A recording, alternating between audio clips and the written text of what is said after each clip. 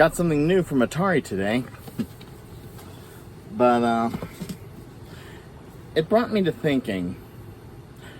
Not everything that came out through Atari was done through the Atari banner.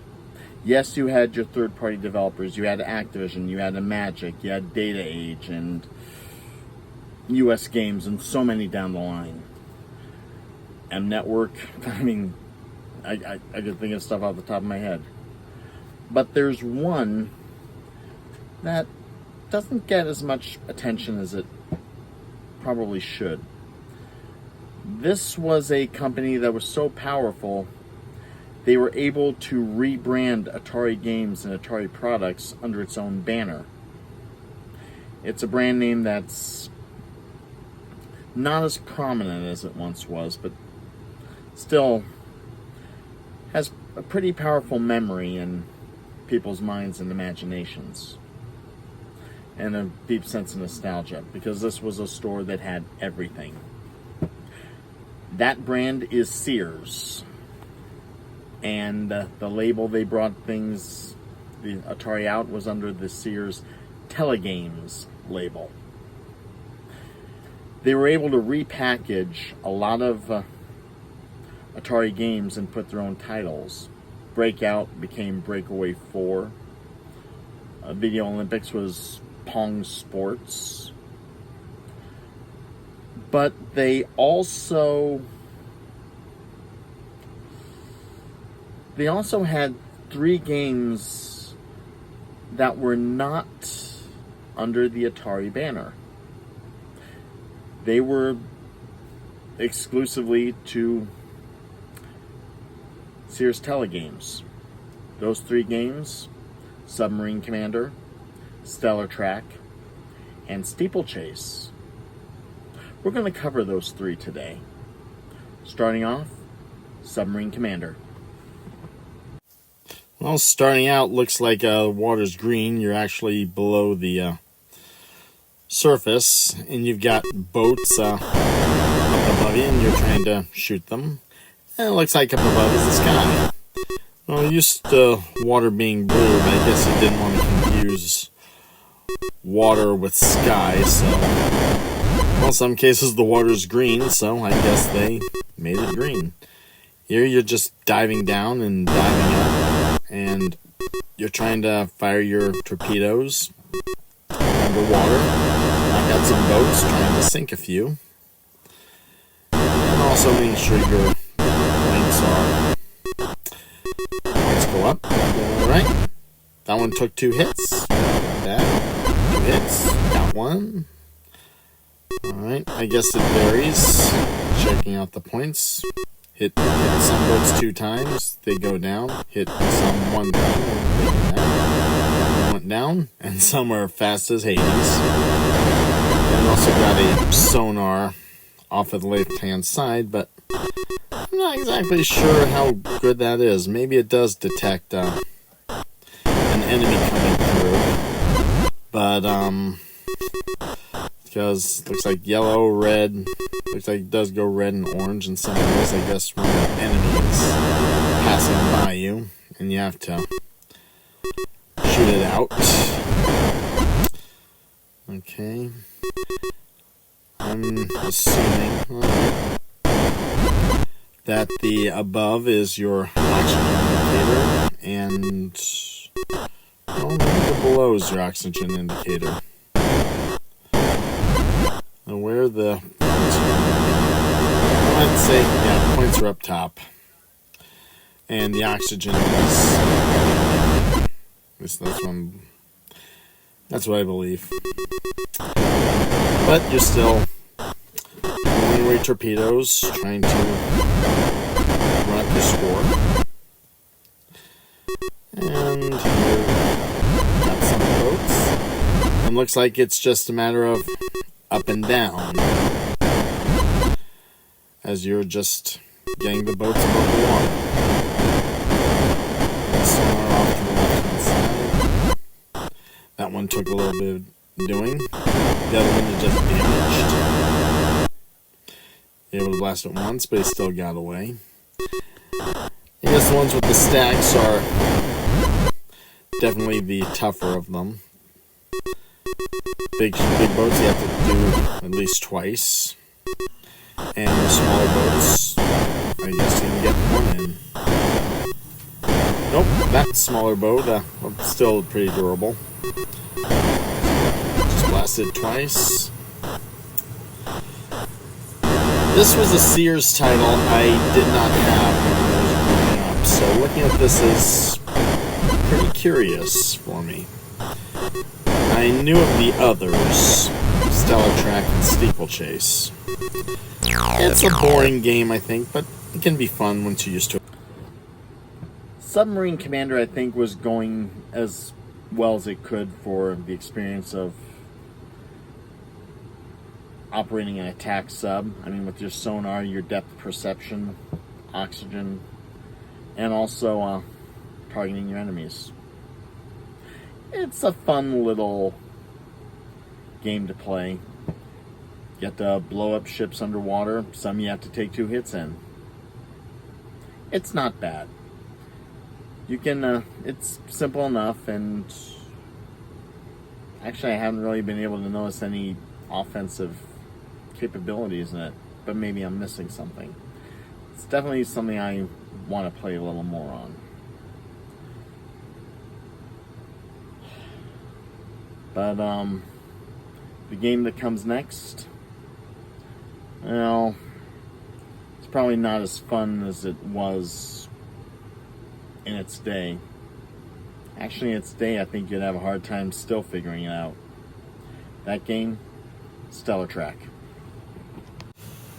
Okay, get used to this. No matter how many times you hit the select switch, you're going to be blasting a certain number of aliens in a certain number of star dates. Sometimes it might be a little bigger, sometimes it might be dead even, and sometimes it's just a little too close for comfort.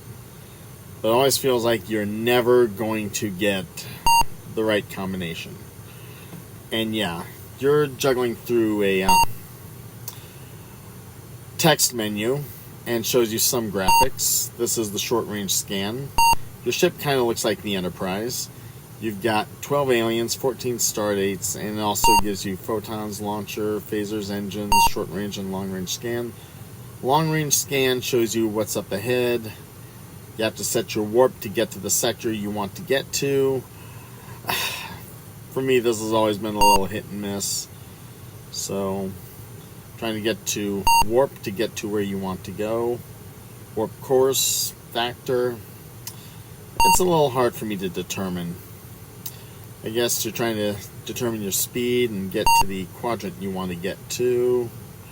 Green is a safe screen, and red, you are in deep Hades here. And you got 10 star dates and 12 enemies. The enemies look like long needle-like ships, and you hear sound effects, but when it fires at you, you hear the explosion. But you're trying to determine your phaser units to fire, trying to get your right coordinates. This is definitely one you're going to be looking at, so. And sometimes I feel like it's just dumb luck that you're trying to navigate this. So, phasers again, or photon torpedo course. No, that did not work. Here we go again. You are going to be going through so much confusion, going through the text menu and trying to figure out which way is up, which way to fire, which torpedoes to use for favorite weapons, and alien destroyed. Can you get the other one? But this may be the only other one you get. Phaser units to fire. And hang on. Come on. This echoes Star Trek quite a bit. But alien destroyed. Sector clean.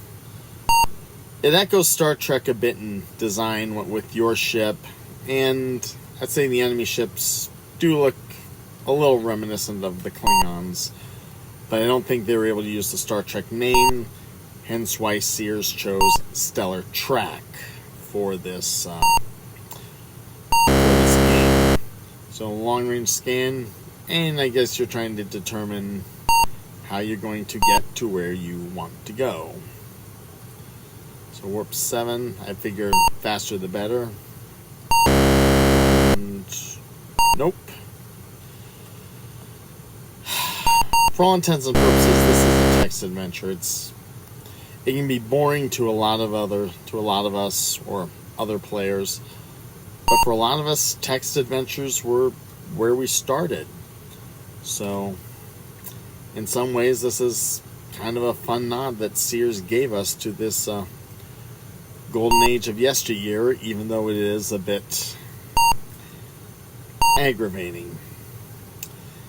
If you're missing something, you're definitely going to have to go back to the instructions, because for a lot of us, this is where the game ended. Starfleet to Starship Commander, our galaxy must now surrender the aliens. Your new rank is Cadet. You lost. Stellar Track, I think, was trying to capture the essence of Star Trek, right down to the first two letters in its title, S and T. And the designs, I believe, were supposed to be reminiscent of the Enterprise and a Klingon battlecruiser. But as you're going through the text commands, trying to determine which way was up and how you went about things, this was a game you more often lost than won, if you even won at all. Even as a kid, I had a hard time figuring out this game, and nowadays, I think when people plug in Stellar Track, I think they're just going to get a headache out of the deal. You're welcome to try to figure it out, going past the text commands and figuring out which screen did what. The screen goes from green to red to let you know if you're in a safe spot or in a hostile territory. But good luck trying to figure out which way you're going to go. Next up, I think, which is the most fun out of the three, and one I had growing up, and one I think that appeals to some hobbies and loves in my family. Steeplechase, a game about horses and horse racing. Before I start, I'm going to let you know a little secret. The first two, I had to make use of emulation. I never had Submarine Commander in my collection. I did have Stellar Track in my collection, but that game seems to have pulled a disappearing act. Not that I'm sorry it has. But Steeplechase is a game I still had in my collection. And I felt it was in the best interest that I play that as authentically as I possibly could, making use of as close to original hardware and original controllers as I could. To that end, this is going to be the first time the 2600 Plus sees action. Sit back and relax. Let's bring on the first test of this new system, and may see more of it in later videos to come. This definitely takes me back to my childhood. I had family members that were always into horses, and this was definitely one of the games to get. And this may even be one of the first horse games out there. This was also developed by Sears, and I think it's better played on regular consoles rather than emulation. Fortunately, I had the 2600 Plus, which was close enough. But yeah, it's like you also have to watch what you're doing with jumping, because you don't want to knock a fence down. It has to be timed just right. That's what the paddle knob is usually used for. You have 3 minutes to make it to the end of the other side of the screen. You make it to the other side of the screen, you're a winner. Or if you're just a little far ahead at the end of 3 minutes, you win that way too. Or it could be called a win, the time just expires. But yeah, I'm the yellow horse below. This is another one of the 4-player paddle games, so this was another family game that Sears had developed. And the farther you go, the faster things get. And fast fast horse. Almost there. Just give me another 30 seconds. And the big fences are always the headache, because you really have to time those just right, and I always have a hard time timing it. Come on, almost there. And made it. 5 seconds to spare. Let's see. Got a little more. Let's try one more round. So, yep. Below. Yep, the gun fires. Off to the races. And the red button on your paddle tells you to jump. The knob, I guess, determines how far you can jump, but you also still have to time the jumps just right, especially with the bigger fences, because that can bring you down to your knees pretty quick. Yeah, you go down, the horse's curved hooves. That basically says that the horse knocked the fence down, he's on the ground a bit. Just takes the whole fence out. So here you go. It's basically the horse and the jockey jumping fences in a race. You can play it against the computer 3 times, or you can bring 3 friends into the loop and really have a little fun. I kind of like the 4-player paddle games because, well, I guess in the olden days, Atari was supposed to be for family entertainment. It was supposed to be something for mom, dad, and the kids to play. But I think in this one, I'm not going to make it to the end of the screen. I'm just coming to the end so many times. And, yep, 3 minutes. I'm slightly ahead. Steeplechase is a game that is best served on original hardware, because you would need the paddle to adjust the fence height and the distance. The red button allows you to jump and make sure you jump to the best of your ability. The long jumps, they're going to be a headache, and you got to time those perfect, otherwise the horse goes to his knees. 3 minutes to finish the game. It's better if you win it, but if you're ahead, well, you can win that too.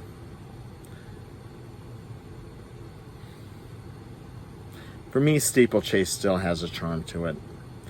And if you have a love of horses, maybe you might like this game too. Take a look. Bring some family and friends together, because this is a 4-player game. Have a game night with it. I think you'll enjoy it. So what's next? Well, the Sears games opened up use for this baby. I promised I'd be testing this out, giving it a look-see, and I'm going to be looking to do that in the next video to come. Anything changes, well, you'll find out on the channel, as there'll be another video to show. But keep your eyes open for the 2600 Plus. We're going to see what it can and cannot do, and what it cannot do, we're going to see about other options. I may have a little something else that might be worth checking out. Feel like I've missed out on the game and want to nominate one of your own? Don't forget to check me out on social media or leave a comment below. See y'all next time, and don't forget to click and subscribe.